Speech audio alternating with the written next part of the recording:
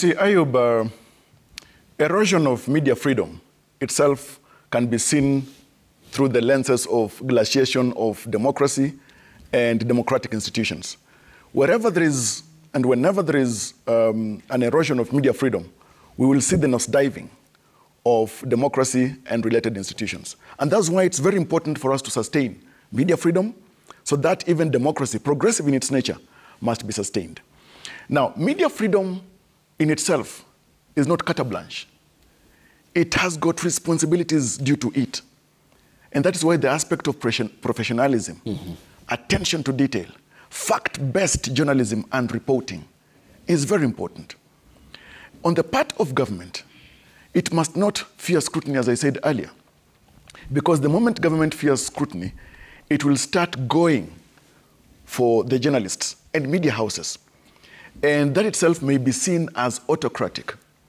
In terms of the kind of challenges that journalists have gone through, I cannot put it past Jamal Khashoggi. In 2018, a Saudi journalist who in Istanbul was assassinated by the agents of the Saudi regime. When you look at some of the suffering, death, and even exile that the kind of experiences that journalists face, then one worries that we have not done much, even as a country, to celebrate and protect the place of journalists and media in the entrenchment of democracy and propagation of democratic gains in this country and even on the continent. In fact, Ayub, every Madaraka Day and Jamhuri Day, we celebrate the great history of this country.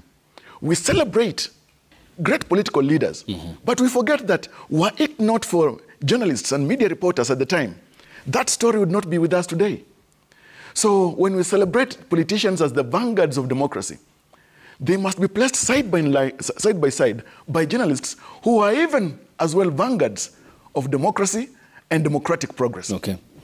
And so I appreciate that this discussion at this moment is coming against the remarks that have been made by the puissant Cabinet Secretary, Moses Kuria, and appreciating the state position that he holds. So much is expected from him. Now remember that, for instance, given some remarks that he made, that no agency should advertise with nation media.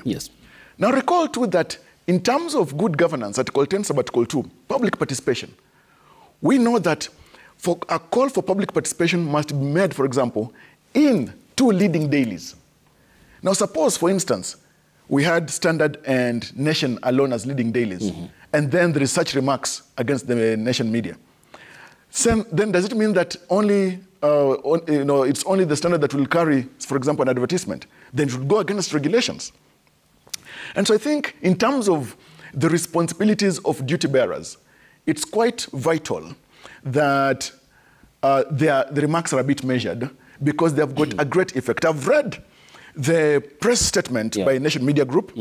I've read the press statement by various institutions, including civil society organizations, of course castigating the remarks by the Cabinet Secretary Moses Kuria. But I think this, to me, is an invitation to even an elevated discourse about the place of accountability, the place of reporting, and media freedom. In fact, any government that fears scrutiny cannot walk the path of accountability. And that's why the issue of creating that balance about fact-based reporting for the benefit of the people should be placed on an equilibrium, on the place of fact-finding as well from the part of the government. Now, the other thing is that I have listened to President William Ruto from the time that he took office.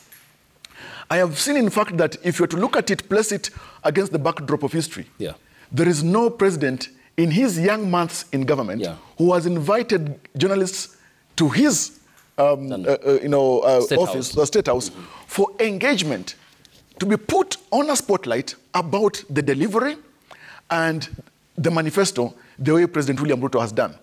And so I would personally divorce the remarks of Honorable Moses Kuria not to be the position, the official position of government. Because when you listen to President William Ruto and how he has positioned himself and engaged journalists, you'd appreciate that he appreciates scrutiny. He's not shy of scrutiny. He has given himself to elaborate issues for the benefit not just of the media, but also for the benefit of the people upon whose government he is presiding. Okay.